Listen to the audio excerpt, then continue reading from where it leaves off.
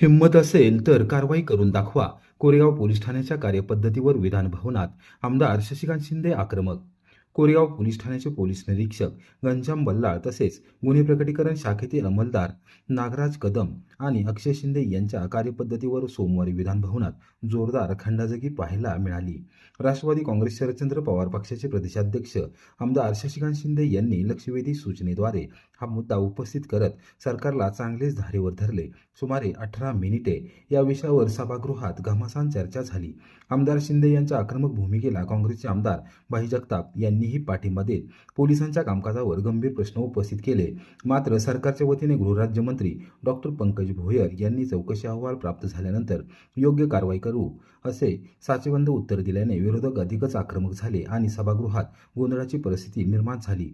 अखेरीस उपसभापती डॉक्टर नीलम गोरे यांनी हस्तक्षेप करत प्रकरणाची चौकशी करून कारवाई केली जाईल असे स्पष्ट करत चर्चेवर पडदा टाकला. कोरेगाव पोलीस ठाण्याच्या कार्यपद्धतीबाबत अधिवेशनात वारंवार प्रश्न उपस्थित होत असल्याचे सांगत आमदार शशिकांत शिंदे यांनी सरकारवर गंभीर आरोप केले. सरकार केवळ चौकशीचे अहवाल आणि कागदपत्रे सादर करून सभागृहाची दिशाभूल करत असल्याचा आरोप त्यांनी केला. यावेळी शिंदे यांनी अधिवेशनादरम्यान सादर केलेल्या पेन ड्राईव्ह प्रकरणाचा संदर्भ देत चौकशीदरम्यान ज्या व्यक्तीला पोलीस निरीक्षकांनी मोबाईलवरून कॉल केला होता त्या व्यक्तीचे निवेदन सभागृहात वाचून दाखवले. त्यानंतर बल्लाळ यांच्या कार्यपद्धतीबाबत विविध उदाहरणे देत त्यांनी सरकारला थेट सवाल केला. सरकारच्या वतीने उत्तर देताना गृहराज्यमंत्री डॉक्टर पंकज भोयर यांनी पोलीस महासंचालकांनी कोरेगाव पोलीस ठाण्याच्या संदर्भात अहवाल सादर केला असल्याचे सांगितले. अहवालानुसार संबंधित पोलीस निरीक्षकांचे कामकाज चांगले असून त्यांनी अवैध व्यवसायांवर कारवाई केली आहे तसेच गुन्हेगारी नियंत्रणात ठेवण्याचे काम केले असल्याचे त्यांनी नमूद केले. मात्र हे उत्तर ऐकताच आमदार शशिकांत शिंदे संतप्त झाले. सरकारमध्ये हिंमत असेल तर संबंधित अधिकाऱ्यांवर कारवाई करून दाखवा असे आवाहन देत त्यांनी सरकारला पुन्हा एकदा धारेवर धरले.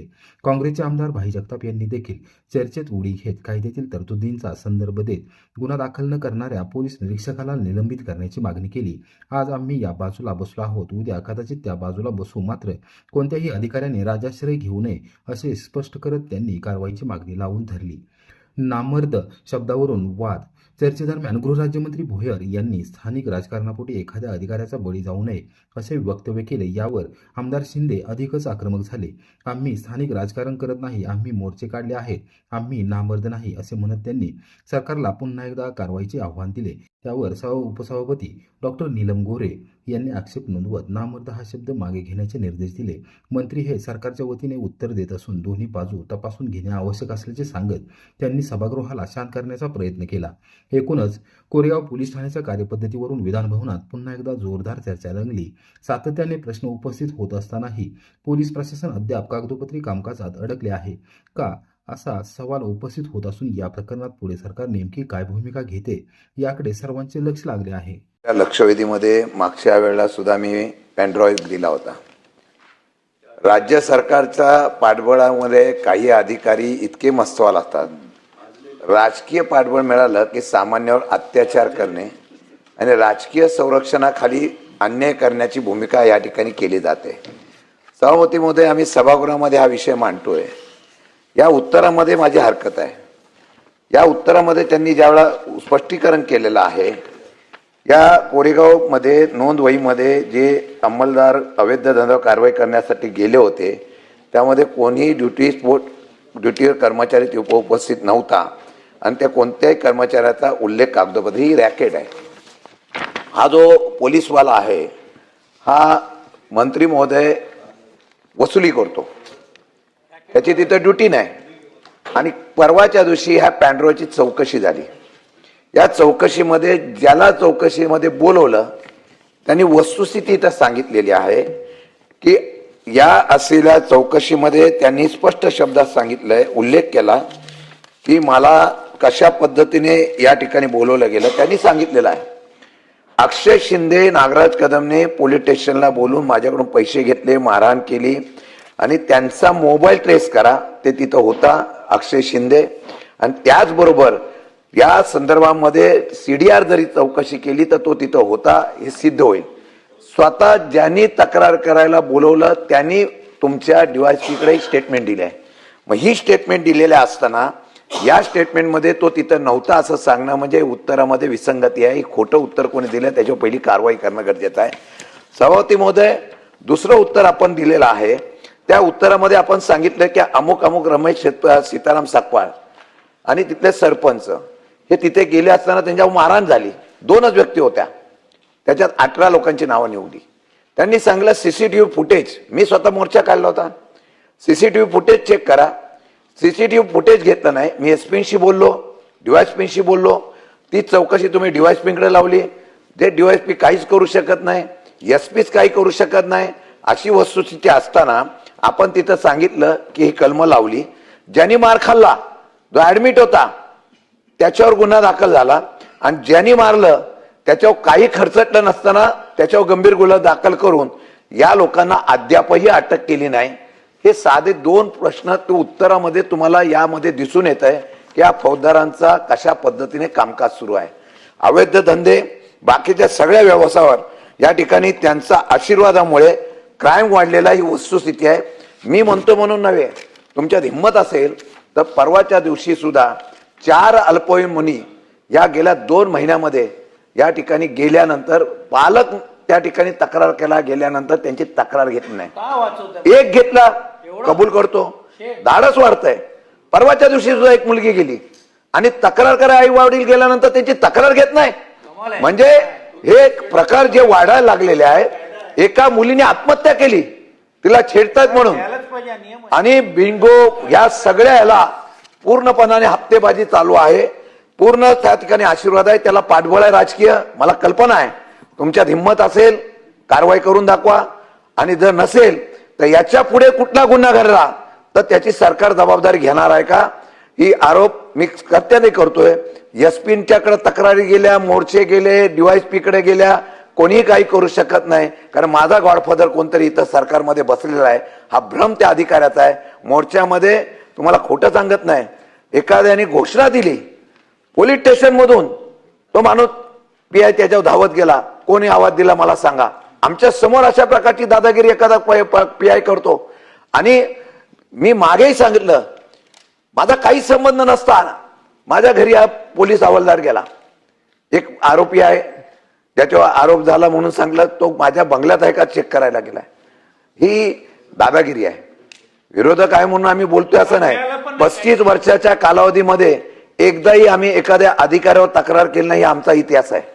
परंतु दुर्दैव असा आहे की एखादा अधिकारी एवढा मुजोरपणाने वागत सुद्धा, सातत्याने त्याच्यावर तक्रार होऊन सुद्धा कारवाई केली जात नसेल.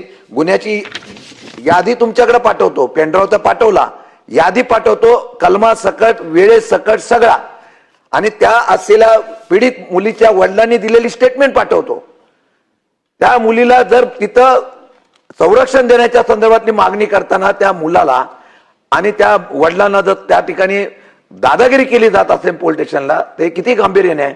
म्हणून सरकारच्या त्यांना कारवाई करण्याची हिंमत आहे का, आणि या सर्व गोष्टीची मी पुराव्यासकट देतो, चौकशी करून त्या अधिकाऱ्यांची सातारा जिल्ह्याच्या एसपी कडून चौकशी काय होणार नाही.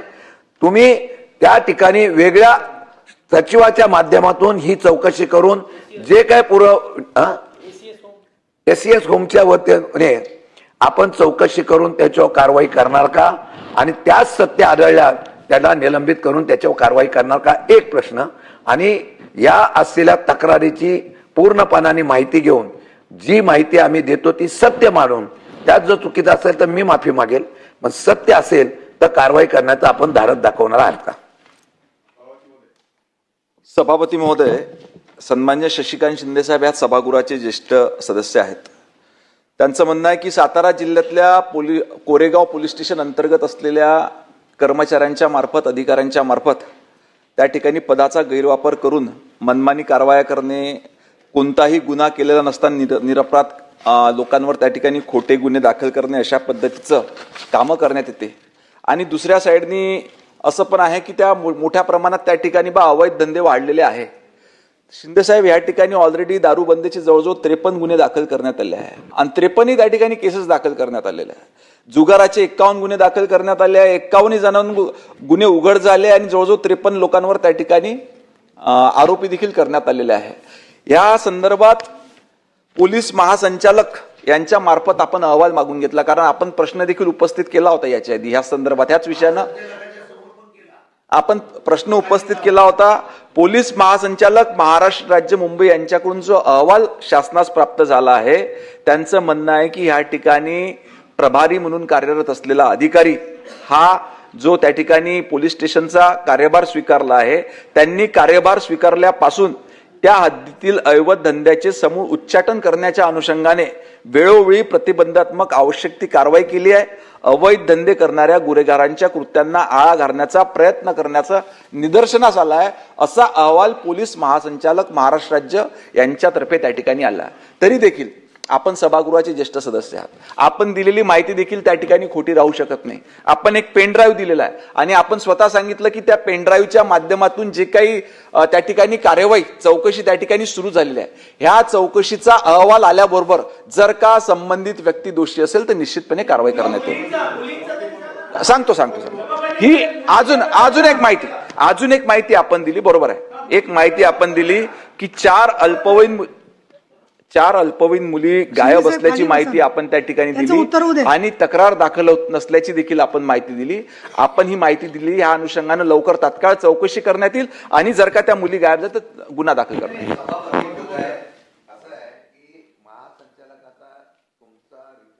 खरा मानत असाल आणि हा दिलेला रिपोर्ट जर खरा मानत असाल तर मला खेद व्यक्त करावा लागतो.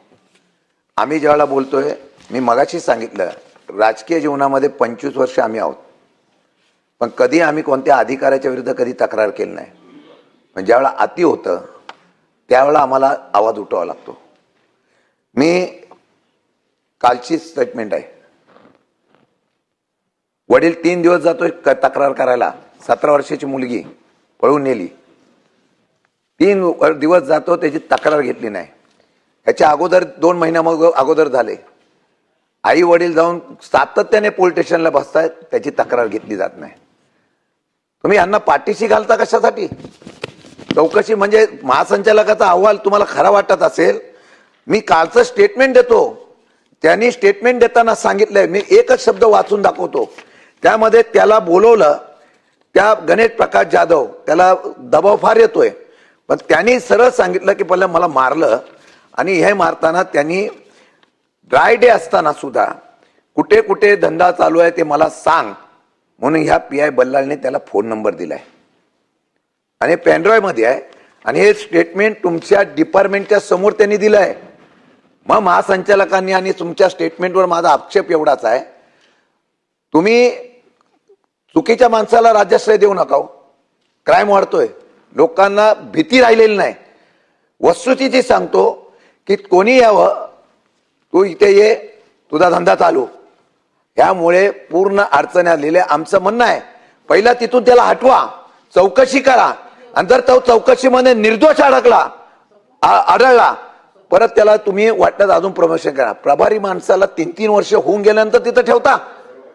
आणि मी सांगतो, तो शिंदे म्हणून आहे, तो शिंदे, त्याचा संबंध नाही, तो हप्ता गोळा करतो. मी नावाने सांगतोय. आणि एवढं सांगून सुद्धा आपण सांगता की एवढ्या गोळ्या शोध लावलाय. माझं म्हणणं आहे की तुम्ही माझ्या उपरोक्ष जाऊन, आम्ही मोर्चा काढला, उपरोक्ष जाऊन तिथल्या असलेल्या डिपार्टमेंटला जाऊन तुम्ही चौकशी करा, लोकांमधून चौकशी करा. माझं म्हणणं आहे, पहिलं त्याला बाजूला हटवा, चौकशी करा, दोषी आढळला तर निलंबित करा. आणि तुम्ही करणार नसाल तर उद्या एखादी घटना घडली, 3 मर्डर झाले आहेत, हाफ मर्डर पण झाले आहे, त्या आधी आरोपींना मोकळं सोडलं, कारवाई केली नाही. आणि दुर्दैव असं आहे, ज्या आरोपीला पहिला गुन्हा दाखल झाला ना, FIR दाखल केली ना कोर्टामधून, त्याला बेल दिला कोर्टाने 302 मधला.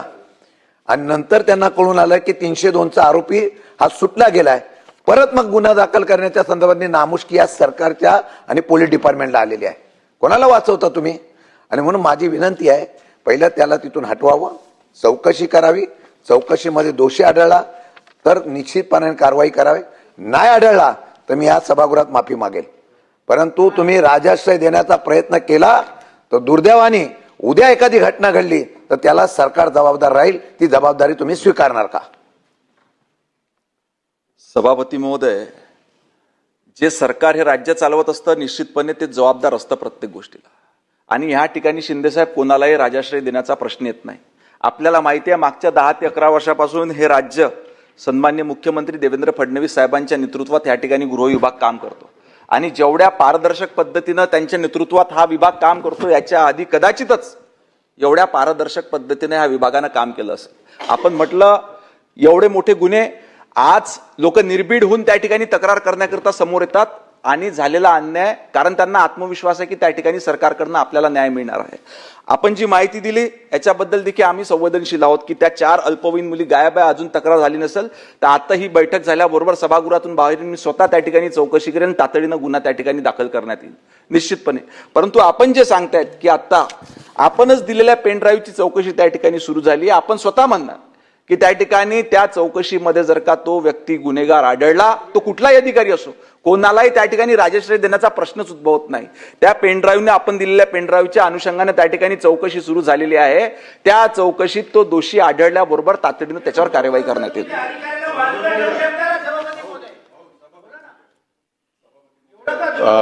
आभारी आहे आपला आभारी आहे, कारण मंत्री महोदय आपण बऱ्यापैकी सगळ्या प्रश्नांना उत्तरं देण्याचा प्रयत्न करत आहात. 2 गोष्टी आपल्याला मान्य कराव्या लागतील. त्या अशा, आपल्या जागा बदलतील इकडून तिकडून, परंतु अशा पद्धतीने असे मस्तावलेले जे लोक आहेत त्या लोकांना कायद्याची भीती राहिली पाहिजे. साधं आता सांगितलं की त्या अल्पवयीन मुलींना झालं तर आता हे संपल्यावर आम्ही आदेश देऊ. आपला कायदा आहे, सुस्पष्ट कायदा आहे, आणि तो कायदा हे सांगतो की एखाद्या महिलेने तक्रार दिली तर ती खरी समजून नोंदवायलाच हवी. हा आपला कायदा आहे, आणि ती जर नोंदवली नाही तर त्याला तात्काळ तिथून निलंबित करा, असाही कायद्यामध्ये प्रोव्हिजन आहे. आणि ह्या सगळ्या गोष्टीमध्ये हे सगळं सुस्पष्ट असताना मी बाकीच्या सगळ्या गोष्टी तर त्यांनी सांगितले. ते स्वतः मंत्री राहिलेले आहे आणि त्यांनी स्वतः त्या सगळ्या याच्यामध्ये काम केलेलं आहे.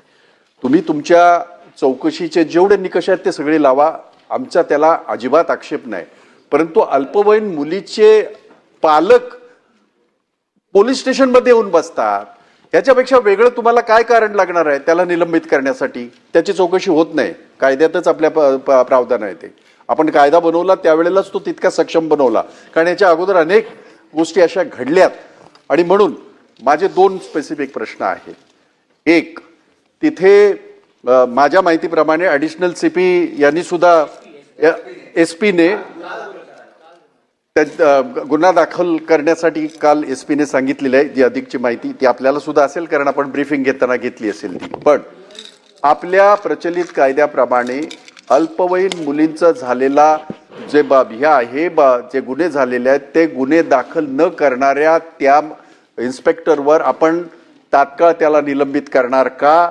आणि त्याला तिथून निलंबित करून त्याच्यावर हे सगळे आपले कायदे धाब्यावर बसवणाऱ्या या अधिकाऱ्याला निलंबित करून ह्या सगळ्या गोष्टीची आपण चौकशी करणार का?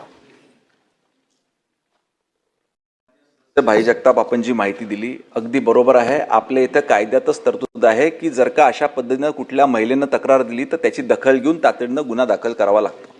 जर का अशा पद्धतीनं गुन्हा दाखल झाला नसेल याची माहिती घेऊन, मी तुम्हाला काय म्हणतो याची माहिती आम्हाला तर घेऊ द्या ना.